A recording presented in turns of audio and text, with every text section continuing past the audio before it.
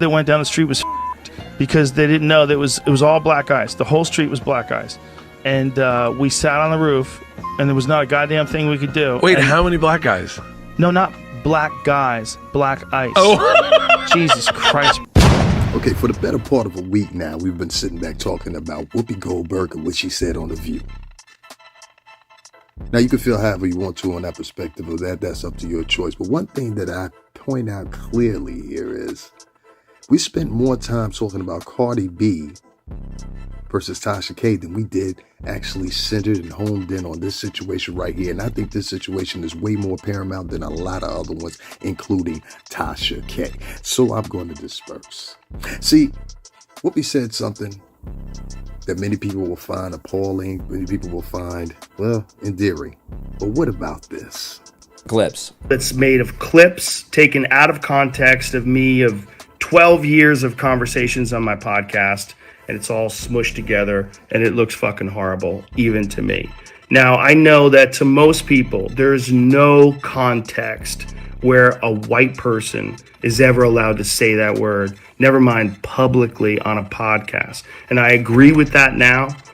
I haven't said it in years, but for a long time, when I would bring that word up, like if it would come up in conversation, instead of saying the N-word, I would just say the word. I thought as long as it was in context, people would understand what I was doing. Like that context was part of the clip we were talking about Red Fox, how Red Fox said that word on television in the 1970s, and how times have changed so much since then.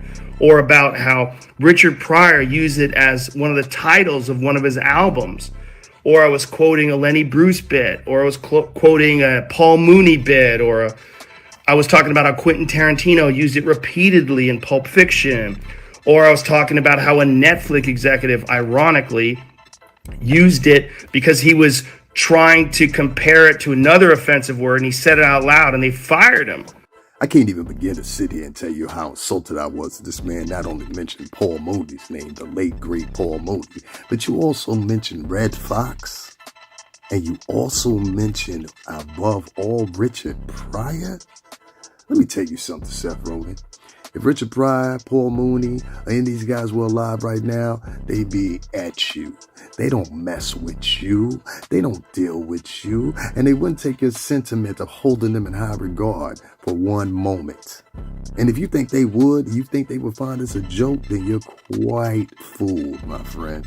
Now back to Whoopi. With that being said, if all these men were here, all three mentioned who knew Whoopi, I have a strange feeling they would have Whoopi's back right now. Now, I know Paul Mooney would probably say something slick, but they would have Whoopi's back right now. And the problem I had was so many YouTubers were out trying to call the green light and say, oh, Whoopi done messed up now.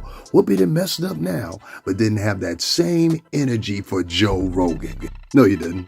And so many of y'all want to be in Hollywood. And so many of you want to be known on YouTube that you never took 5 seconds to think about. How about this in comparison?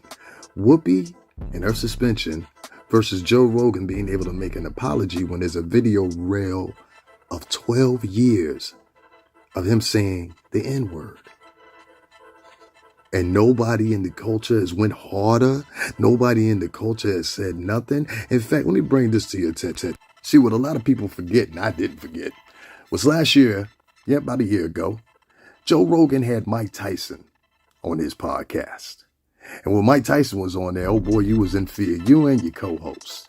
Matter of fact, you didn't mention the N-word then. You didn't say any of that stuff because you knew Iron Mike would have jumped out that seat and let you have it if you would have.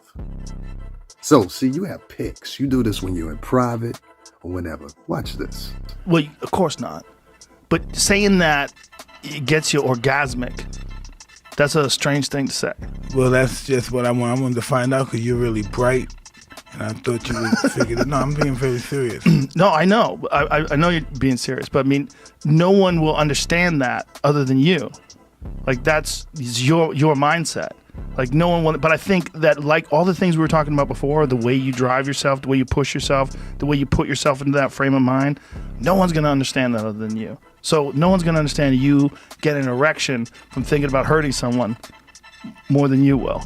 You're the only. There has to be fear based in somewhere. That clip that you just watched right there, well, that clip circulated for this past year.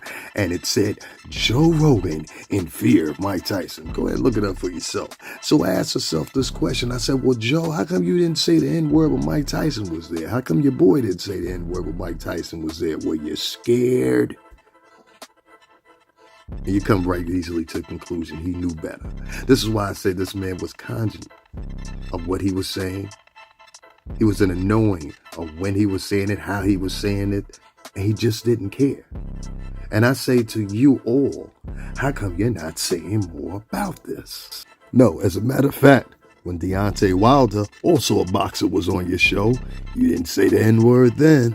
So why was it that you didn't say it then if you were so adamant and it was such a mistake and you were so neglected in your thoughts that you were actually saying it over this past 12 years? Because this interview, as well as the Mike Tyson interview, was done as of recent, not too long ago.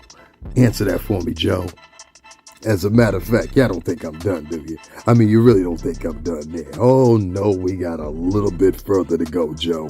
See, when you had Kanye West on there with you, same thing. You didn't mention the N-word. You didn't say anything like that to Kanye West, did you?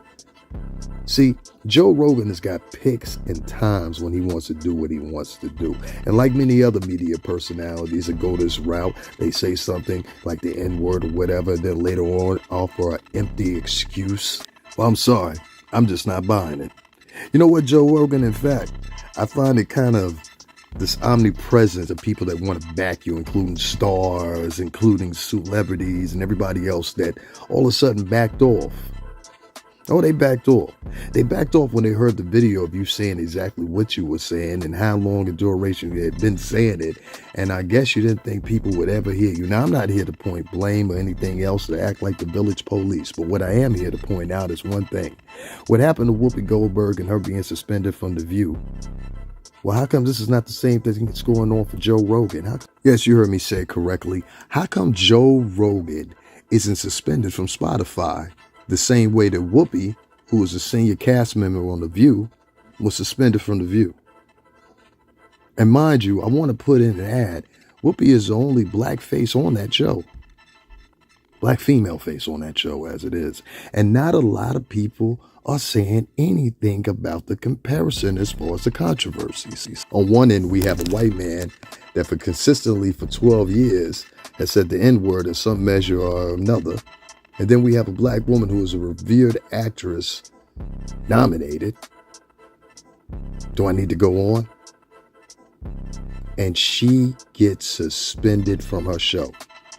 Now, I don't care what anybody says. This is not only not fair. Something in clear contrast here is not right. Now, I don't know if it's the outlets, and I don't want to compare Spotify to The View, but I will say this. It's still media. And if Joe Rogan is able to walk around and be the guy that he wants to be and say what he wants to say, then I say that he should have some heat behind him each time that he says something like this. And I'm pretty sure if he said this on camera, you damn well better believe he said even more in private. Now, I don't care about Joe Rogan. I don't watch Joe Rogan's show, and I won't be watching Joe Rogan's show this moving forward. That much you can't believe. But with Mike Tyson, Deontay Wilder, and many others that have been on your show that have had a black face, I find it real funny that you didn't say that N-word when they were there. What's wrong? You were scared? So the only thing I'm saying to you guys is this.